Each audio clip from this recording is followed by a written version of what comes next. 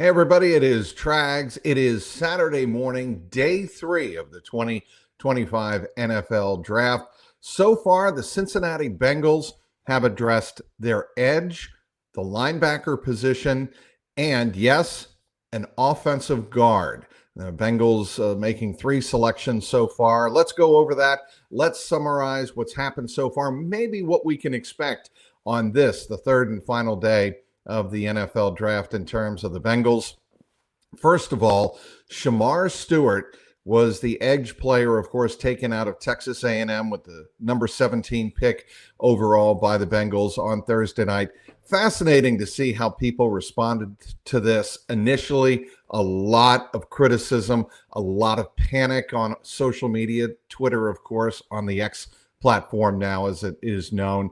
And I understand a lot of that in terms of why Bengal fans, were concerned that the Bengals were going more with potential instead of production.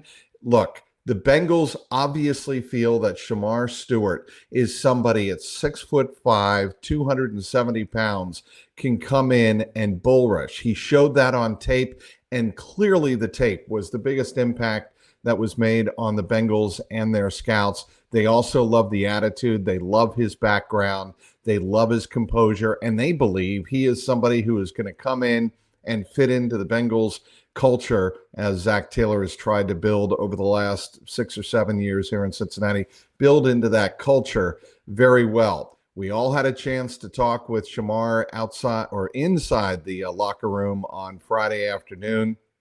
In front of his new locker stall, he'll be wearing the number 97. And when asked if he was aware of who wore that 97 in years past, he said, of course I know who Geno Atkins is and would love to follow in his footsteps in terms of production and the legacy that Geno Atkins left on the Bengals defensive line. Shemar Stewart is somebody who comes from humble beginnings in Miami, and I think the Bengals really, really do like that about him. Yes, you need production. Yes, you need to find a way to get to the quarterback. And the buzzword with Shemar Stewart, finish. Find a way to finish at the quarterback more consistently once he gets to the NFL level. I think he can do that simply based on his physique alone and what scouts see as a very high motor. A lot of times you see NFL players with with tremendous physique, with great physical assets, but they don't have the motor that keeps them going and going and going. This kid has that based on what the scouting reports say about him. It's just about technique, keeping his feet on the ground, not leaving his feet as much, according to a lot of scouts that watched him play on film. And even Shemar Stewart acknowledged that he has got to keep his feet under him. But there is a humility about him.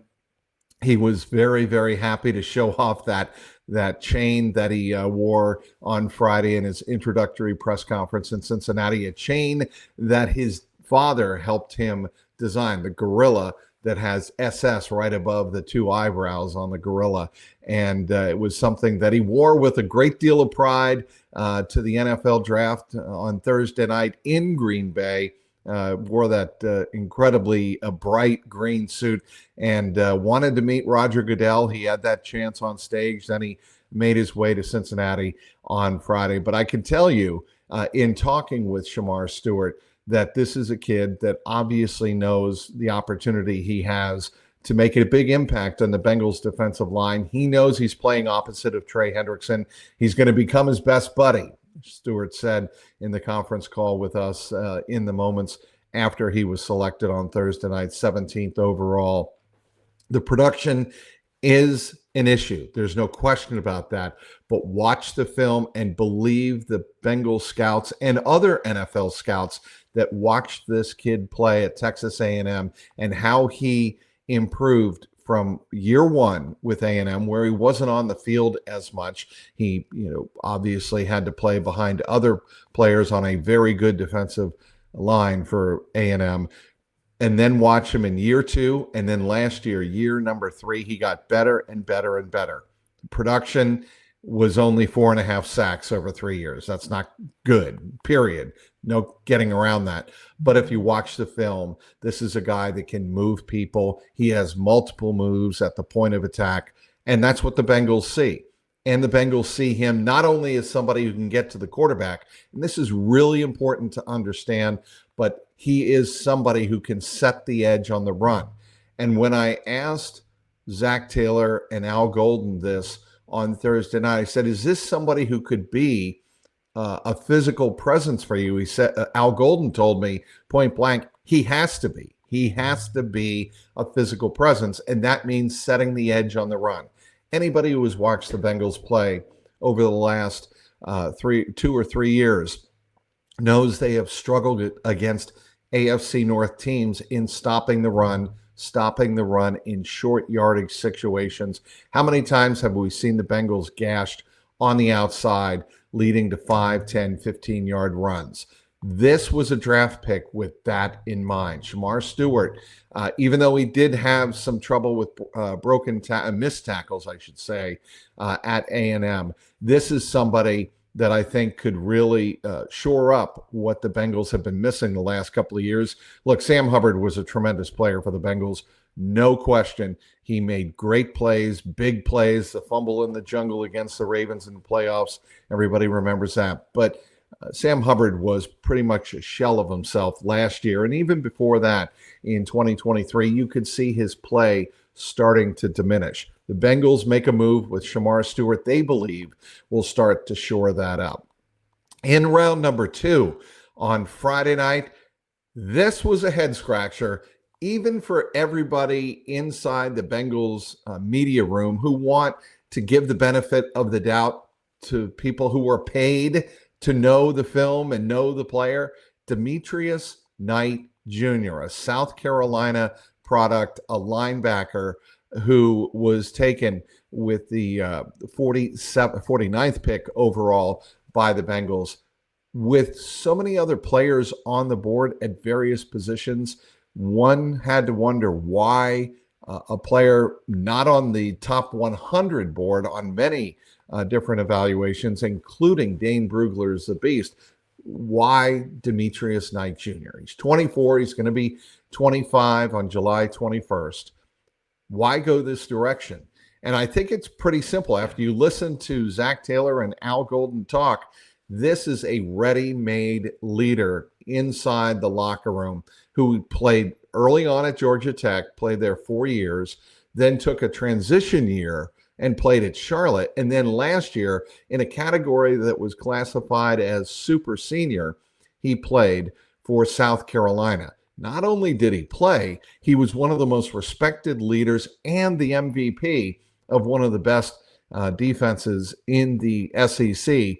And they think that the Bengals obviously feel that's going to translate to the NFL at 24, soon to be 25 years of age. They think to me, and Al Golden talked about this on Friday when talking about the selection. This was a pick with Logan Wilson in mind. They believe Logan Wilson can still run side to side and sideline to sideline, cover a lot of ground. This is a player in Demetrius Knight Jr.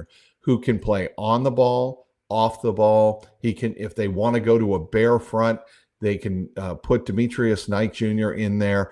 And he is somebody who could possibly wind up calling the defense.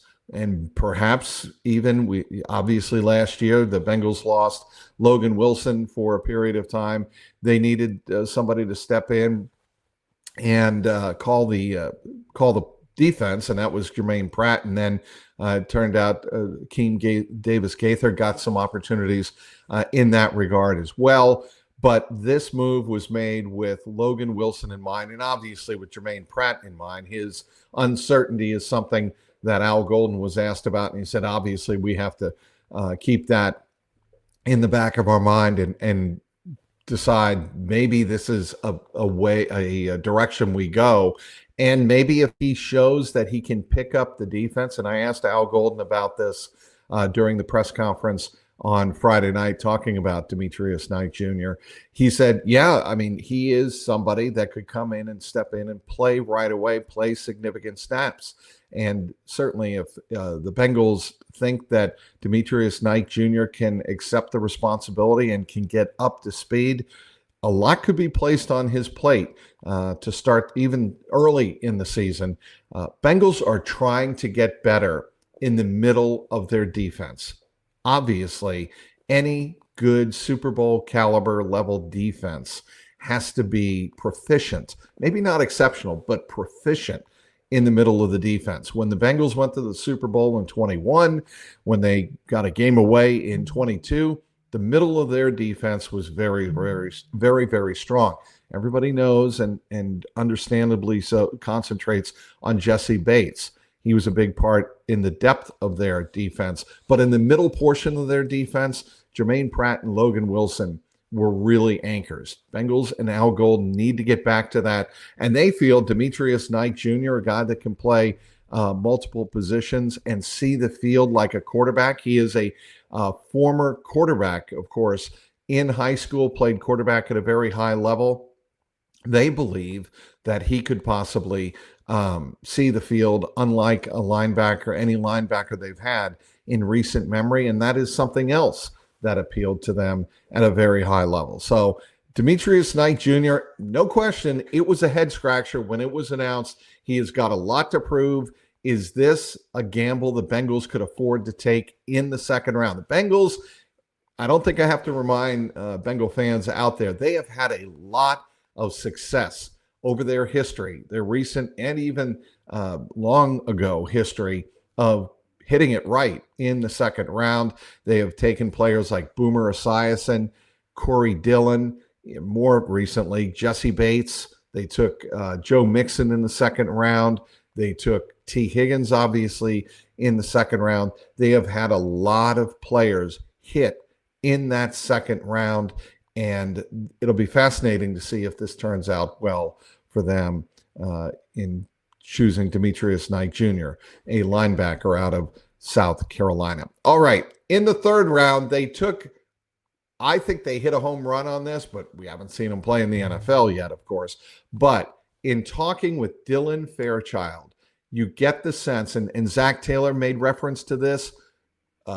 Obviously, Dan Picture, the offensive coordinator, made reference to this. When he talks, you can feel his confidence and his strength ooze in his talk about playing the position of offensive guard, interior offensive line in the National Football League. This is a guy that played for 2 years as a starter at right guard for the Georgia Bulldogs. Obviously, a Division I championship caliber team, head coached by Kirby Smart.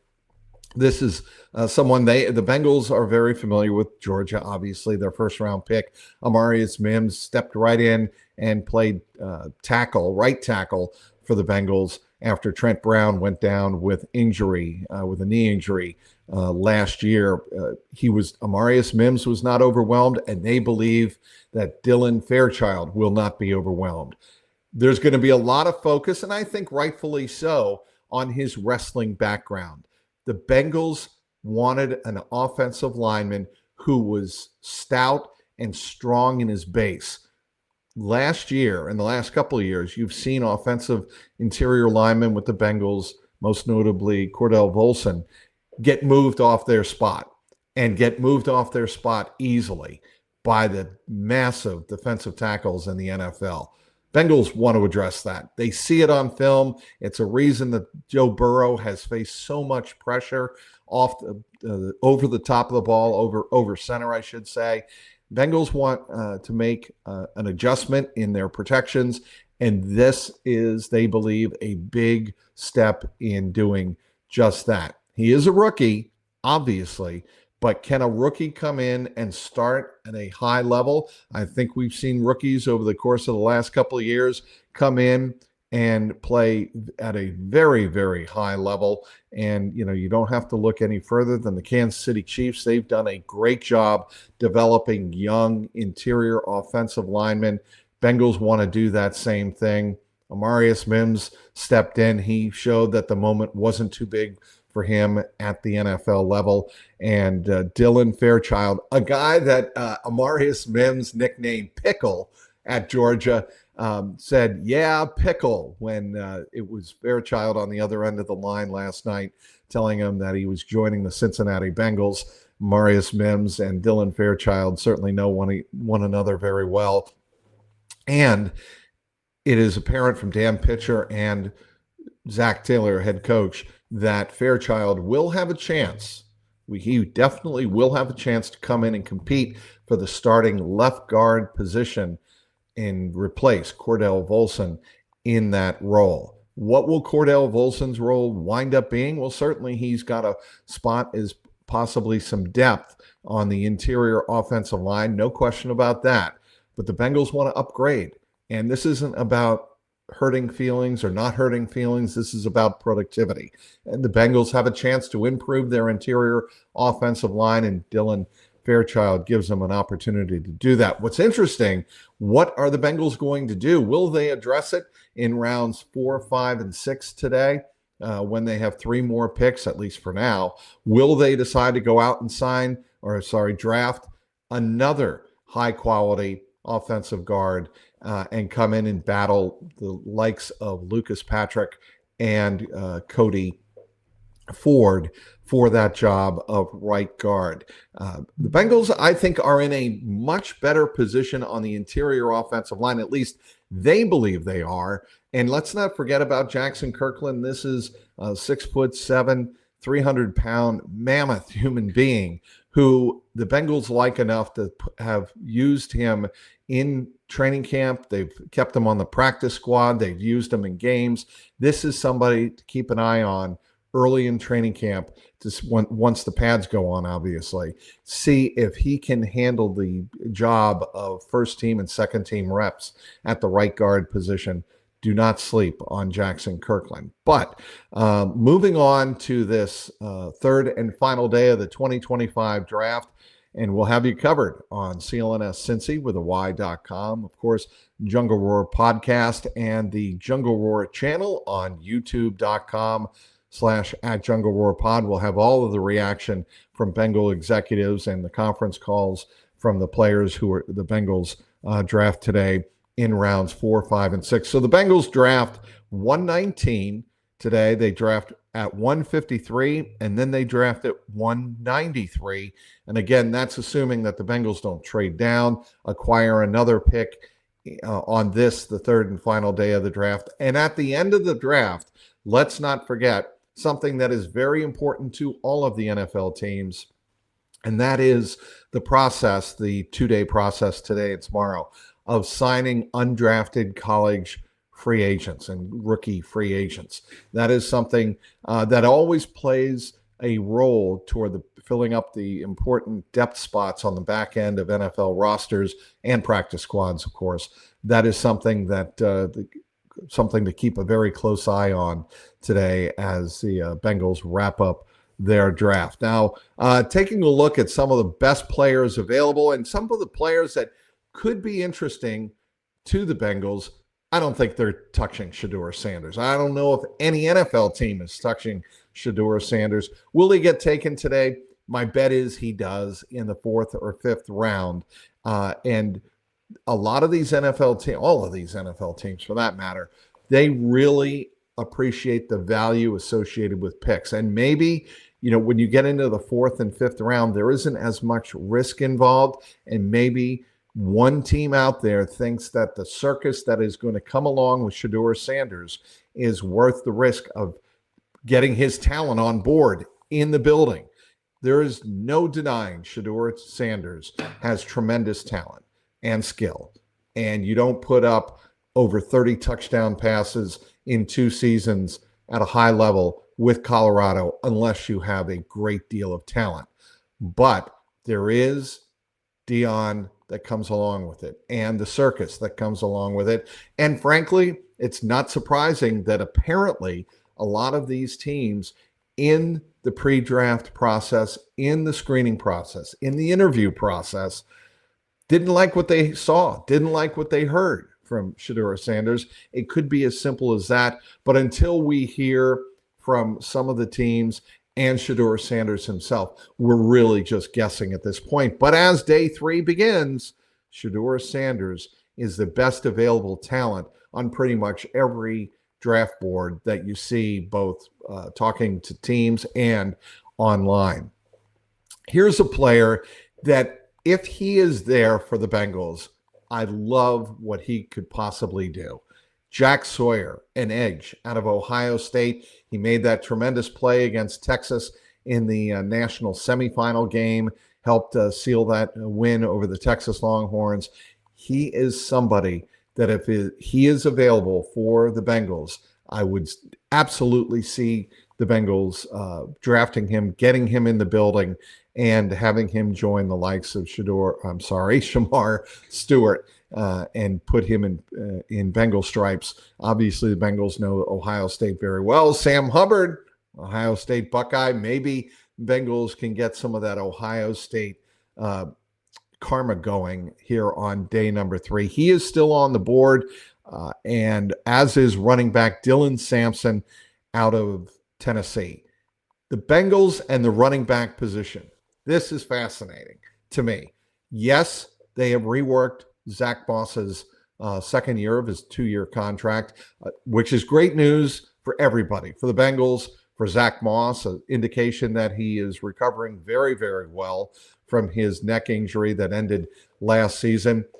If that is the case, great. He's on board. Samaje Perine's on board. And obviously Chase Brown is your feature back. There is nothing wrong with drafting another running back if you feel that, given the touches, he is another explosive weapon. You cannot have enough explosive weapons on a team like the Bengals that relies so heavily on its offense. I don't think there's any denying that. If the Bengals see that player out there, whether it's someone like a Dylan Sampson, whether it's a guy that I'm a big fan of his just based on his production and some of his physical traits and his personality and the fact he's a Cincinnati kid, Corey Kiner out of the University of Cincinnati, he intrigues me quite a bit as a running back. If he's on the board, will the Bengals go after him and draft him? I don't think he is going to be undrafted. I think a team is going to see what I have seen, what a lot of college scouts saw in Corey Kiner. He is a bell cow type running back, and he is someone who produced back-to-back 1,000-yard seasons in Clifton. He is somebody that I think the Bengals would give a lot of serious consideration to if he's there in round 5 or round 6. One position we haven't talked about in the last several minutes in this live podcast on the Jungle War Podcast Network is the safety position.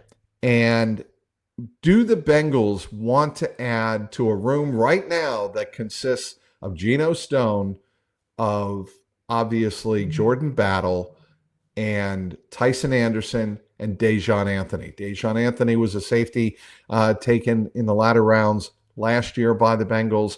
Do the Bengals go out and take someone like Jalen Reed, who, as we go into day number 3 of the 2025 NFL draft, round number 4, do they want to address the safety position and get someone like Jalen Reed out of Penn State on board? Possibly. Again, we throw these names out, and it's really important to understand this.